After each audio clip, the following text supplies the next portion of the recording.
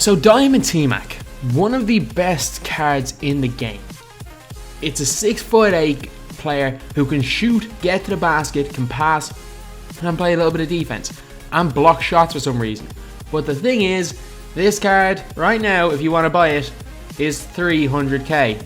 Minimum 300k. So I am going to show you an alternative. While this alternative is not as good as T-Mac, and it's also very similar to another player of a similar standard, this card is only 5 to 7k depending on when you buy it, and to be honest, it's not that far off this T-Mac standard wise. So I was looking at this card. This card is known as the cheap Vince Carter, but its stats aren't that far off T-Mac's. If you look at the stats that actually matter, the shooting, the mid-range game, this card is actually probably as good as T-Mac in this sense. On defense, even though it's the 7th worst defensive overall, the main stat that's different is pass perception, even though the on-ball defensive IQ is almost the exact same. Speed, T-Mac is faster, but 86 speed is not bad at all. Playmaking, T-Mac has a much higher passing vision. And as far as I know, the person actually playing the game is the one who decides the passes. So whether the stat does something, I don't know. I haven't felt it doing anything. So that's the main reason why the playmaking is such a big difference. And inside scoring, the other player has a better driving layup. There's an 8 difference in driving dunk, a little bit of difference in contact dunk. But the player that's cheaper has a much higher draw foul, which means that they're going to the line more, and has a better free throw. So while the other player is not as good as T-Mac, it's not that far off. And even though this card is compared to Vince Carter, if you look at the stats, it is also very similar to this T-Mac. And of course, that card is Corey Maggette. 94 offensive overall, 87 defensive overall, 80 post fade, so he's got a good inside game, 91 open shot mid, 86 open shot 3, good off dribble both, 86 free throw. Not great passing, not great rebounding, 70 steal, not the worst, 81 on ball defense is still good. 85 driving dunk, so he is going to dunk a lot, 86 speed, 85 acceleration, 82 speed of ball, 85 vertical. This card is extremely good.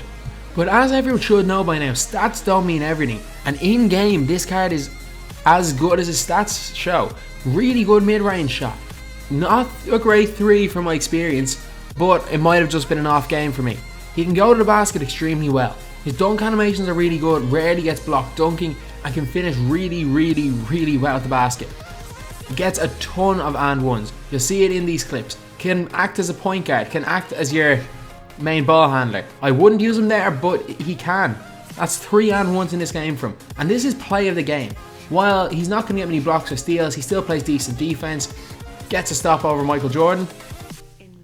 And decides, this is Sapphire Paul George, a good defender.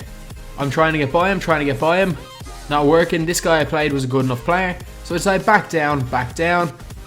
Really low stamina, take a tough fade away, and it goes in. Again, next play down. Comes down, gets an assist to Jerome Kersey, scores good, and a really nice free throw release. A really nice free throw release, hitting 2 to win this game. So, in general, this card is one of my favourite cards to use. While there are a lot of good players in this collection, Reggie Lewis is really good, and Jerome Kersey is a baller as well. In my opinion, this Corey Maggette card is the best value card in the game. It is comparable to that T-Mac, and is arguably better than the 92 Amethyst Vince Carter. While people in the comments are going to start saying things like, you should have compared him to Vince Carter, he's a cheap Vince Carter. Yes, he is. But if you look at his stats, especially with his playmaking stats being decent enough, he's actually you can compare him to this T-Mac. Their stats are very similar. While T-Mac is the better player, I'm not trying to argue that this guy is better than T-Mac. It's just that for 300k you can get T-Mac, or for 5 to 7k you can get a card that is almost as good as T-Mac.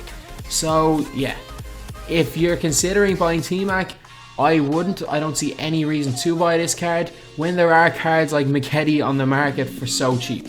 So anyway, that's the video. Thanks for watching. Please like, comment and subscribe.